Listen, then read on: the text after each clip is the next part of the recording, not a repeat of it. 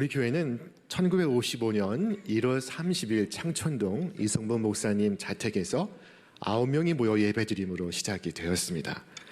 우리 교회를 세우시고 성장케 하신 하나님의 은혜에 참으로 감사합니다. 지난 63년 그리고 앞으로 100년 우리는 오직 하나님만을 높이며 하나님의 이름을 영화롭게 하기를 원합니다. 오늘 이 10계명의 3계명은 하나님의 이름에 대하여 말씀하고 있습니다. 너는 내 하나님 여호와의 이름을 망령되이 일컫지 말라. 나 여호와는 내 이름을 망령되이 일컫는 자를 죄 없는 줄로 인정하지 아니하리라. 새번역 성경은 이 망령되이를 함부로라고 번역했습니다. 너희는 주 너의 하나님의 이름을 함부로 부르지 못한다. 주는 자기 이름을 함부로 일컫는 사람을 죄 없다고 하지 않는다. 한국의 고유한 전통에서는 웃 어른의 이름을 함부로 부르지 못합니다. 부를 수가 없습니다. 우리 아버님의 이름을 소개할 때에도 아버님 이름 각 끝에 자자를 넣어서 아버님의 이름을 함부로 부르지 않았습니다. 어른의 이름을 함부로 부를 수가 없는 것입니다. 그와 같이 유대인의 전통에서도 이 제3계명은 인간의 부정한 입술에 하나님의 거룩한 이름을 올릴 수가 없다고 여겨져 왔습니다.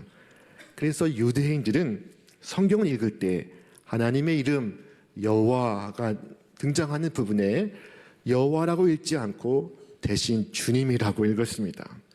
그러다가 하나님의 이름을 발음하는 법을 잊어버리기까지 했습니다. 우리가 아는 여호와 혹은 야훼라는 이름은 후대에 복원한 하나님의 이름입니다.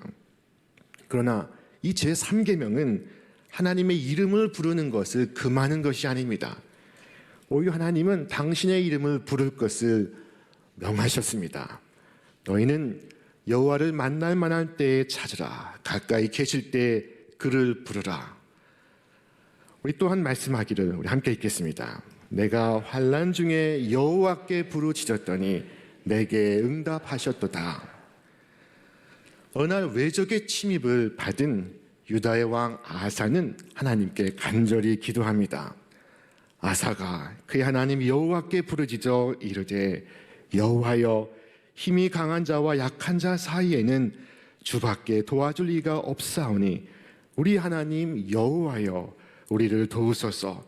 우리가 주를 의지하며 주의 이름을 의탁하옵고 이 많은 무리를 치러 왔나이다. 유다의 왕 아사는 여호와의 이름을 부르며 기도하고 있습니다. 그의 이 기도는 응답되어 아사 왕은 구스와의 전쟁에서 대승리를 거둡니다. 자, 그렇다면 이 제3계명이 금하고 있는 것은 무엇일까요? 그것은 하나님의 이름을 부르는 것을 금하는 것이 아니라 하나님의 이름을 도용하거나 남용하거나 오용하는 것을 금하는 것입니다. 하나님의 이름을 도용하고 오용하고 남용하는 것은 무엇과 같은 것인가요? 자, 대표적으로 구약시대의 거짓 예언자를 들 수가 있습니다. 이 구약의 거짓 예언자들은 하나님께서 말씀하시지 않으셨음에도 하나님께서 말씀하셨다 말하고 하나님의 이름으로 거짓을 전했습니다. 그 대표적인 인물이 예언자 시드기야였습니다. 이 시드기야는 전쟁에 출전을 지지하면서 이스라엘 왕 아합에게 이와 같이 말했습니다. 그러나 나의 아들 시드기야는 자기를 위하여 철로 뿔들을 만들어 가지고 말하되 여호와의 말씀이 왕이 이것들로 아람 사람을 찔러 진멸하리라 하셨다 하고, 자, 그것은 여호와의 말씀이 아니었습니다. 시드기야는 하나님의 이름으로 아합 왕에게 거짓을 전하고 있었습니다. 이 같은 거짓 예언자의 최후를 성경은 이와 같이 말씀합니다. 우리 함께 읽겠습니다. 만일 어떤 선지자가 내가 전하라고 명령하지 아니한 말을 제 마음대로 내 이름으로 전하든지 다른 신들의 이름으로 말하면 그 선지자는 죽임을 당하리라 하셨느니라. 또한 말씀하셨습니다. 같이 있습니다. 여호와의 말씀이니라.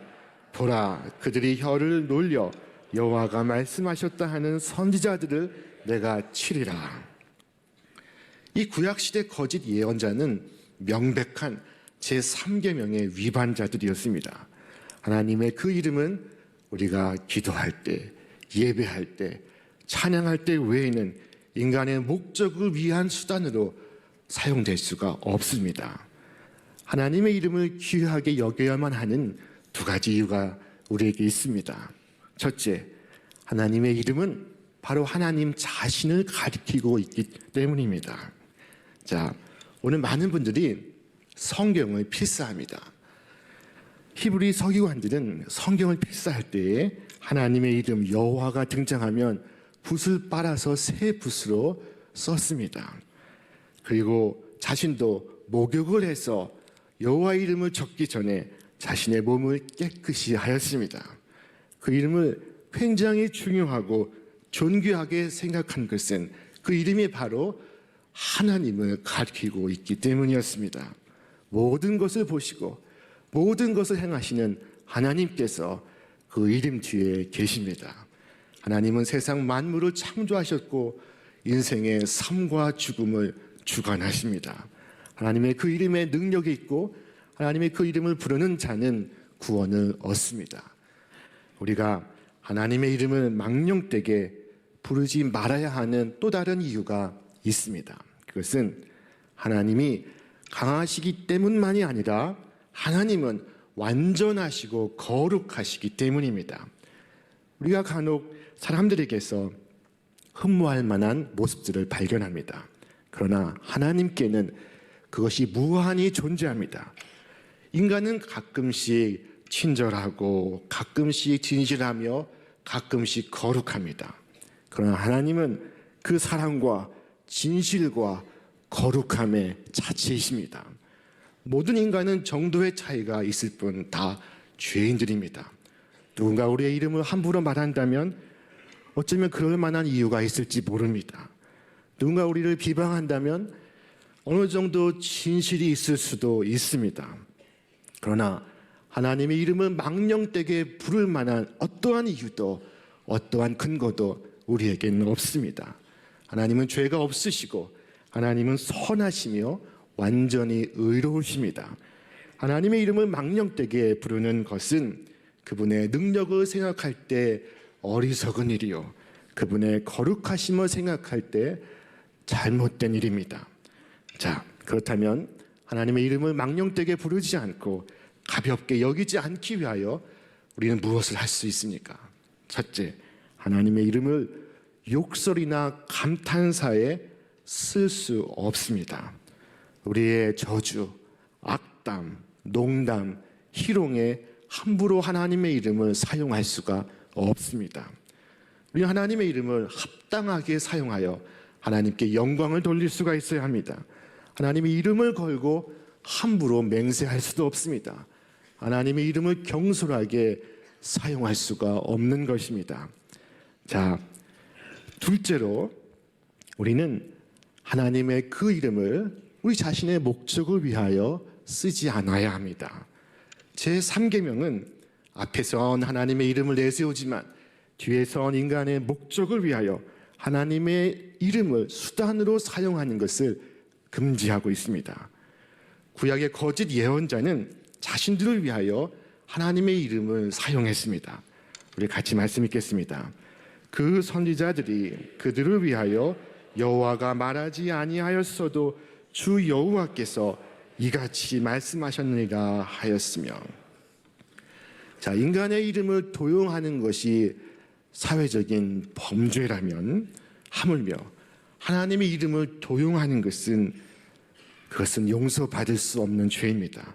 오늘 말씀 이르기를 여호와의 그 이름을 망령되게 부르는 자를 죄 없다 하지 아니하리라 라고 말씀하고 있습니다.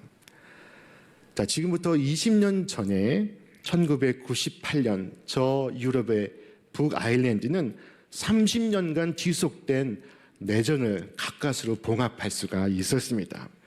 1998년까지 30년간 이 북아일랜드는 분쟁을 겪었습니다. 그것은 구교와 신교, 가톨릭과 개신교의 싸움이었습니다. 이 기간에 구교와 신교 측은 각각 하나님의 이름을 걸고 싸워 5만 명의 사상자를 내었습니다. 서로가 하나님의 이름을 내세우며 싸웠습니다. 자, 이보다 더욱 심한 것은 히틀러 나치는 하나님이 우리와 함께 하신다는 표를 내걸고 유럽을 정복해 갔었습니다. 우리는 링컨으로부터 참된 신앙과 지혜를 배울 수 있어야 합니다. 미국의 남북 전쟁 기간이었습니다. 북군이 남부의 애틀란타를 함락시킨 후에 백악관에서 열린 한 행사에서 한 여성이 링컨에게 소리쳤습니다. 대통령 카카, 저는 하나님이 우리 편이라고 확신합니다. 카카도 그렇게 생각하시죠? 그러나 링컨은 근엄하게 말했습니다. 부인, 저의 관심은 우리가 하나님의 편인가 하는 것입니다. 우리는 하나님의 이름을 이용할 수 있습니다. 자신을 포장하기 위해 하나님의 이름을 이용합니다. 사업에 힘을 더하기 위해, 전쟁에 승리하기 위해 하나님의 이름을 이용합니다. 자신의 희망사항을 하나님의 뜻으로 포장하기도 합니다. 흥미롭게도 평생 독신으로 살아갔던 바울이 자신의 결혼관을 성경에서 밝힌 적이 있었습니다. 이 바울은 고린도 교회에 보낸 첫 번째 편지에서 결혼관을 밝혔습니다. 이때 자신의 조언과 하나님의 말씀을 분명히 구분하여 설명을 했습니다. 명하는 자는 내가 아니요 주시라. 그리고 또 이어서 자, 이것은 주님의 명령이 아니라 나의 생각이다 라고 말하고 있습니다. 이 바울은 주님의 명령과 자신의 조언을 엄격히 구분하여 말하고 있습니다. 자신의 뜻을 포장하려고 하나님의 이름을 사용하지 않습니다. 자기 목적을 위해 남의 이름을 멋대로 사용하면 사칭입니다. 하나님이 말씀하시지 않은 일에 하나님의 이름을 갖다 붙이는 것은 제 멋대로 하나님의 수표를 발행하고 자신이 하나님의 이름으로 서명하는 것과 같습니다. 하나님은 진실하시며 미쁘십니다. 하나님은 하신 적도 없는 말을 우리가 지어내어 마치 그분의 말씀인 것처럼 퍼뜨리는 것을 기뻐하시지 않습니다. 자, 셋째, 우리의 말과 행동이 하나님의 이름에 부끄럽지 않도록 해야 합니다. 예수님께서 승천하신 이후에 그 남은 이들은 주님의 분신이 되어 주님의 일을 행하며 주님의 말씀을 전했습니다. 얼마 후에 세상 사람들은 그들을 가리켜 그분의 이름을 따라 그리스도인이라고 부르기 시작했습니다. 이 그리스도인, 크리스천이 자기 자신에 대해 붙인 이름이 아니었습니다. 세상 사람들이 그들의 언행 행실을 보았을 때 그들의 삶의 중심에 그리스도가 있는 것을 보고 그들을 가리켜 그리스도인이라고 불렀던 것입니다. 그때부터 지금까지 우리는 그리스도인이라는 이름을 달고 살아가게 되었습니다. 예수 그리스도, 그 이름을 달고 살아가는 그리스도인으로서 오늘 우리는 예수의 그 이름에 부끄럽지 않게 살아가야 합니다. 예수 그리스도의 이름을 몸에 새기며 살아가고 있습니다. 자, 우리가 하나님의 자녀답게 살지 못할 때 하나님의 이름을 부끄럽게 합니다. 그리스도인의 삶이 다른 이들의 삶과 아무런 차이가 없을 때 하나님의 그 이름이 멸시를 받습니다. 당대에 제국을 건설했던 그리스의 알렉산더는 젊은 나이에 대륙을 평정한 왕이었습니다. 그는 더 이상 정복할 땅이 없어서 울었다고 전해지는 왕이었습니다. 그는 전투에서 언제나 엄격한 지휘관이었습니다. 그날의 전투가 끝나면 그는 보좌 위에 앉아 그날 심판을 했습니다. 이때 전투에서 도망을 쳤거나 상관의 명령에 불복종한 이들은 바로 그 자리에서 일벌백기를 하였습니다. 그의 군대에 후퇴나 도망이나 있을 수가 없었습니다. 누구든 죄를 지으면 바로 그 자리에서 처형되었습니다. 그날도 전투가 끝나고 어느 한 병사가 왕 앞에 붙들려 왔습니다. 그 병사를 가리켜 상사가 보고를 합니다. 이 자는 전투에서 슬그머니 나와 동굴에 숨어 있다가 발각된 자입니다. 알렉산더는 그 병사에게 고개를 들라라고 말합니다. 고개를 든 그 병사는 푸른 눈을 가진 금발의 아름다운 청년이었습니다. 그 병사를 바라보던 알렉산더의 강한 눈빛과 굳은 눈썹이 순간 부드럽게 변했습니다. 알렉산더의 부하들도 대왕이 이 병사를 불쌍히 여기시는구나 하는 생각을 갖게 되었습니다. 알렉산더가 병사에게 묻습니다. 내 이름이 무엇이냐? 알렉산더입니다. 내 이름이 무엇이라고? 알렉산더입니다. 그러자 알렉산더 대왕이 자리에서 벌떡 일어났습니다. 내 이름이 무엇이라고? 알렉산더입니다. 그러자 알렉산더는 분노에 찬 목소리로 그에게 말했습니다. 내 이름을 바꾸든지 내 행동을 바꾸어라. 자, 그날의 심판의 자리에서 예수 그리스도께서 우리에게 물으실 것입니다. 너의 이름이 무엇이냐? 그리스도인입니다. 내 이름이 무엇이라고? 주님은 우리에게 무엇을 말씀하시겠습니까? 하나님의 이름을 부르지만 정작 우리의 삶은 그분의 백성답게 살아가지 못할 때 우리는 하나님의 이름을 헛되이 부르고 있는 것입니다. 우리의 삶이 하나님 말씀 앞에 정직하게 서지 못할 때 그것은 곧 하나님의 이름을 망령되이 일컫는 것입니다. 성경은 말씀합니다. 성경에 기록한 바 너희 때문에 하나님의 이름이 이방 사람들 가운데서 모독을 받는다 한 것과 같습니다. 또한 예수님께서 말씀하셨습니다. 우리 함께 읽겠습니다. 나더러 주여 주여 하는 자마다 다 천국에 들어갈 것이 아니요 다만 하늘에 계신 내 아버지의 뜻대로 행하는 자라야 들어가리라. 오직 주님의 이름에 합당하게 살아가시는 저와 여러분 되시기를 바랍니다. 우리의 착하고 우리의 올바른 행실을 통해 하나님의 이름은 거룩히 여김을 받습니다. 이 선지자 엘리야가 살던 시대는 오늘 이 시대만큼 죄악이 가득한 시대였습니다. 그때 엘리야는 그 자신의 이름에 하나님의 이름을 담았습니다. 엘리야, 그것은 야훼는 나의 하나님이시다 하는 뜻을 갖고 있습니다. 그의 이름 속에는 죄악에 빠진 시대를 살아갔던 이 엘리야의 사명과 운명이 담겨 있었습니다. 오늘 이 시대를 살아가는 오늘 우리는 그리스도인이라는 이름으로 살아가고 있습니다. 오늘 우리의 삶이 그리스도를 증언할 수 있기를 바랍니다. 예수님 말씀하셨습니다. 우리 함께 읽겠습니다. 이같이 너희 빛이 사람 앞에 비치게 하여 그들로 너희 착한 행실을 보고 하늘에 계신 너희 아버지께 영광을 돌리게 하라. 우리를 통해 하나님의 이름이 더욱 높임을 받도록 한 걸음 한 걸음 선명하게 그리스도인으로서 살아가시는 저와 여러분 되시기를 바랍니다. 자, 우리가 하나님의 이름을 망령되이 부르지 않기 위하여 우리가 해야 할 일 네 번째는 하나님의 영광을 가로채지 않는 것입니다. 이상한 말이지만 우리는 하나님의 이름을 전혀 거론하지 않고도 하나님의 이름을 망령되이 부를 수가 있습니다.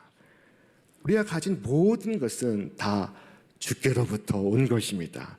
우리 자신의 재능이라고 생각하는 것들은 실제로는 우리 자신의 재능이 아닙니다. 그것은 하나님이 주신 것이요 정확히는 하나님께서 빌려주신 것입니다. 우리는 언젠가 그 모든 것을 반납하고 다시 하나님께로 돌아가야만 합니다.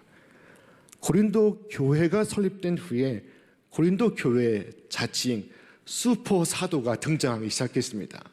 슈퍼맨이 아닙니다. 슈퍼 사도, 슈퍼 어파슬이 등장하기 시작했습니다. 이들은 자신이 보았던 환상, 자신이 가진 능력을 자랑함으로써 분파를 만들고 교회를 혼란스럽게 하고 있었습니다.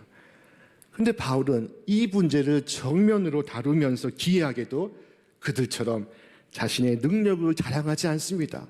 오히려 자신의 약함을 자랑합니다. 바울은 그들보다 더한 천국을 가보았고 천국의 비밀을 들었습니다. 그러나 그는 이와 같이 말합니다. 우리 같이 읽겠습니다. 내가 그리스도 안에 있는 한 사람을 아노니 그는 14년 전에 셋째 하늘에 이끌려 간 자라. 그가 몸 안에 있었는지 몸 밖에 있었는지 나는 모르거니와 하나님은 아시느니라. 내가 이런 사람을 아노니 그가 낙원으로 이끌려 가서 말로 표현할 수 없는 말을 들었으니 사람이 가히 이르지 못할 말이로다. 내가 이런 사람을 위하여 자랑하겠으나 나를 위하여는 약한 것들 외에 자랑하지 아니하리라. 자, 여기서 말하는 이런 사람, 이 사람이란 그 자기 자신을 말하는 것입니다. 그러나 바울은 천국의 엄청난 일을 보았어도, 엄청난 비밀을 들었어도 이상하게도 자신의 얘기가 아닌 것처럼 말합니다. 자신을 자랑하지 않으려는 겸손한 모습을 보이고 있습니다. 어떤 이들은 마치 자신의 힘으로 얻은 것처럼 자랑하는데 바울은 놀라운 환상을 보고도 놀라운 비밀을 들어도 그것을 자랑하기를 거부하고 오히려 자신의 약함을 말합니다. 그래서 교회의 덕을 세웁니다. 바울은 하나님이 영광 받으시기를 원했고 자신의 이름이 아니라 하나님의 이름만이 높아지기를 원했습니다. 우리는 하나님의 것을 갈취해서는 안 됩니다. 여러분 자신이 자랑스럽게 여기는 것을 한번 돌아보시기를 바랍니다. 여러분의 업적이라고 자부하시는 것을 돌아보시기를 바랍니다. 그 모든 것이 하나님의 은혜요, 하나님의 은총입니다. 하나님이 하신 일을 그대로 인정하는 것, 그것이 바로 하나님의 이름을 높이는 것이요, 하나님을 영화롭게 하는 것입니다. 하나님의 이름을 헛되이 부르지 마시기를 바랍니다. 오직 중심으로, 충심으로 하나님의 이름을 부르시기를 바랍니다. 우리가 하나님의 이름을 진정으로 존귀하게 여기면 놀라운 일이 벌어집니다. 바로 하나님이 우리를 그와 같이 진정으로 존중해 주시는 것입니다. 그리고 놀라운 비밀 하나를 깨닫습니다. 우리가 하나님을 아무리 사랑해도 하나님은 그보다 더 많이 우리를 사랑하시며, 우리가 아무리 많은 것을 하나님의 이름에 돌려도 하나님은 그보다 더 많은 것을 우리에게 주시기를 기뻐하신다는 것입니다. 하나님 앞에 나와 하나님의 이름을 중심으로 부를 때 내가 비록 세상 속에서 실망스러운 일을 겪어도 나는 실망에 빠지지 않습니다. 하나님의 그 영광스러움이 이미 내 마음속에 임했기 때문입니다. 어떤 고통이 있어도 그 고통이 나를 넘어뜨릴 수가 없습니다. 세상의 어떤 비난도 힘을 잃습니다. 그 모든 고난도 어려움도 깨뜨릴 수 없는 하나님의 행복과 은총을 이미 내 속에 가지고 있기 때문입니다. 그와 같이 크고 놀라운 은혜와 축복이 2018년 새해 우리 자신과 우리의 교회에 가득하기를 기원합니다. 오직 하나님의 이름만을 높이며 높으신 하나님의 놀라운 사랑과 은혜 가운데 거하시는 여러분의 복된 생애와 가정이 되시기를 주님의 이름으로 축원합니다.